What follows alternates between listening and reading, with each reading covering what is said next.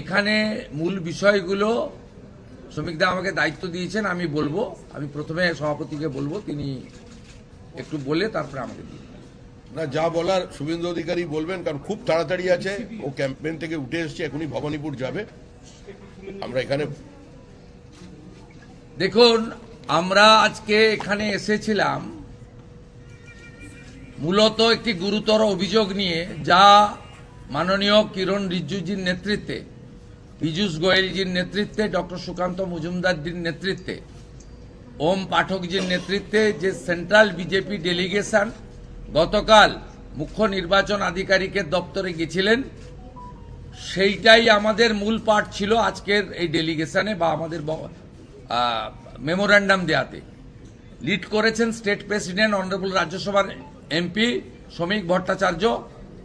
আমাদের respected MP এবং election commission পার্টির মধ্যে সমন্বয় করার জন্য ভারতীয় জনতা পার্টি যাকে দায়িত্ব দিয়েছেন মিস্টার মহেশ শর্মা, তিনি আমাদের মধ্যে আছেন মিস্টার শিশির বাজরিয়া, এবং আমাদের জেনারেল সেক্রেটারি ইনচার্জ এই সাবজেক্ট রিলেটেড মাননীয়া শশী অগ্নিহোত্রী। আমাদের মূল প্রথম বক্তব্য ছিল মমতা ব্যানার্জির বিরুদ্ধে ইলেকশন কমিশনের যে এমসিসির যে নর্মস আছে সেই অনুযায়ী ব্যবস্থা নেওয়া হোক। আমরা দুটো বক্তব্যের ক্লিপ এবং তার ভাষণের পেন ড্রাইভ জমা দিয়েছি। একটা ভাষণে তিনি বলছেন কেন্দ্রীয় আধা সামরিক বাহিনী বা ভোটের কাজে নিযুক্ত নিরাপত্তা বাহিনীদের বিরুদ্ধে তিনি বিশেষ করে নারী শক্তি মহিলাদেরকে লেলিয়ে দেওয়ার কথা বলছেন মা বোনেরা আপনারাই হাতা খুন্তি নিয়ে বেরিয়েছে এদেরকে প্রতিরোধ করুন। তো সরাসরি হিংসাতে এবং নির্বাচনের কাজে নিযুক্ত হাজার হাজার নিরাপত্তা রক্ষীকে আক্রমণ করার মধ্য দিয়ে সমগ্র নির্বাচন ব্যবস্থার উপরে উনি আক্রমণ করেছেন। দ্বিতীয়ত বলছেন ভারতীয় জনতা পার্টির কর্মীরা আপনারা জেনে রাখুন 4 তারিখের পরে পোস্টার দিয়ে বলতে হবে যে আমি বিজেপি করি না। 2021 সালে পোস্ট পোল ভায়োলেন্সের নেতৃত্ব দেওয়া মমতা বন্দ্যোপাধ্যায় তিনি আবার নতুন করে বিশ্বের সর্ববৃহৎ রাজনৈতিক দল যারা দেশ চালাচ্ছে, 21টা রাজ্য চালাচ্ছে, এই রাজ্যের প্রধান এবং একমাত্র বিরোধী দল, 2,33,00,000 মানুষের সমর্থন পাওয়া দল, তার কর্মী সমর্থকদেরকে সরাসরি খুনের হুমকি দিচ্ছেন এই বক্তব্যের মধ্য দিয়ে।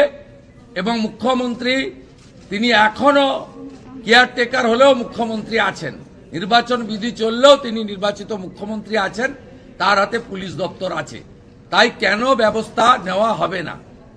আমরা বিগত দিনে দেখেছি রাহুল সিনহা থেকে অভিজিৎ গাঙ্গুলি সকলের বক্তব্যের মিসকোট করে তৃণমূল অভিযোগ করলে আপনারা কাউকে 3 দিন, কাউকে 2 দিন, কাউকে 1 দিন নির্বাচন প্রচারে ব্যান করে দেন।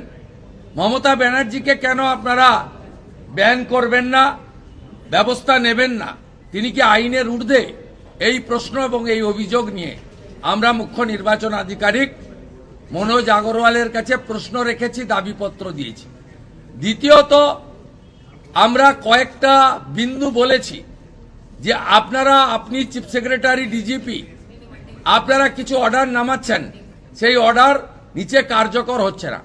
Manoj Burma, director of security, তিনি কিভাবে সব রাস্তা বন্ধ করে দিচ্ছেন, মুখ্যমন্ত্রী এবং তার দলের অন্যান্য নেতাদের এখনো সেই আগের মতো জনগণকে কষ্ট দিয়ে, হয়রানি দিয়ে তাদেরকে, এই ডাইরেক্টর সিকিউরিটি গোটা রাজ্যে ঘুরে ঘুরে এই টেন্টেড মনোজ বার্মা হস্তক্ষেপ করছেন। এটা করতে পারেন না, যা করতে হবে ডিজিপি এবং হোম সেক্রেটারির মাধ্যমে, এটা আমরা বলেছি।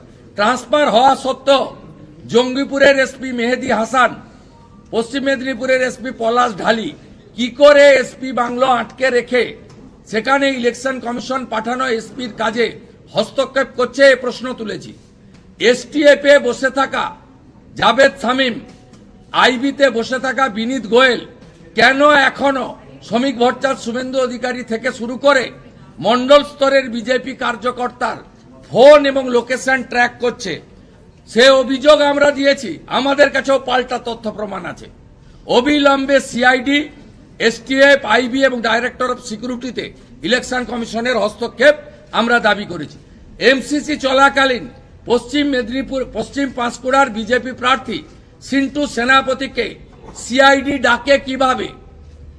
জেলে থাকাকালীন বিজেপি নেতা রাকেশ সিং এর বিরুদ্ধে হেয়ার স্ট্রিট থানায় 25 মার্চ মামলা হয় কি করে? এই প্রশ্নগুলো আমরা তুলেছি।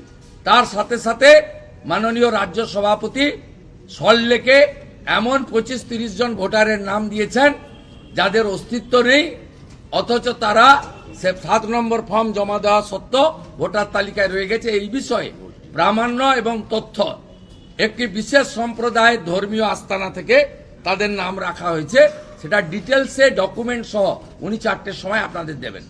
আর ফর্ম 6 নিয়ে তৃণমূল যে মিথ্যাচার করে গেছে তার উত্তর শিশির বাজরিয়াজি আজকে তথ্য প্রমাণ সহ আমাদের নির্বাচন আধিকারিককে দিয়ে গেছে। এই ছিল মূল আমাদের বিষয়।